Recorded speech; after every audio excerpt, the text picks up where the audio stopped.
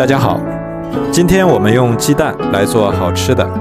首先准备2个鸡蛋，把蛋黄和蛋清分离，然后把蛋黄倒入大一点的容器中，加入30克白糖、60克玉米淀粉。接下来准备一个橙子，用手捏一捏，捏软，然后对半切开，把橙汁挤出来，然后把橙汁倒入蛋黄里，再加500毫升牛奶，再把蛋黄搅散，充分搅拌均匀。搅匀之后，把它过滤到锅里，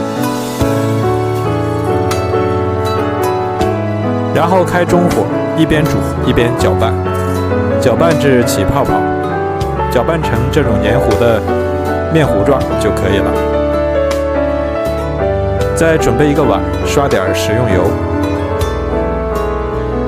然后把面糊全部倒入碗里，再用刮刀把表面涂抹均匀，然后盖上保鲜膜，放到凉快的地方放凉。现在已经放凉了，然后把它倒扣取出来，刀上面抹一点油，把它切成小块，然后再一块一块摆入烤盘中。准备一个鸡蛋黄，用刷子搅散，表面刷上一层蛋黄液。烤箱提前预热，上下火180度，烤15分钟。烤至表面金黄就可以出锅了。哇，好香啊！表面这一层非常的有嚼劲儿，里面的口感非常嫩滑，还有淡淡的橙子香味儿，好吃又营养，非常的适合老人和孩子。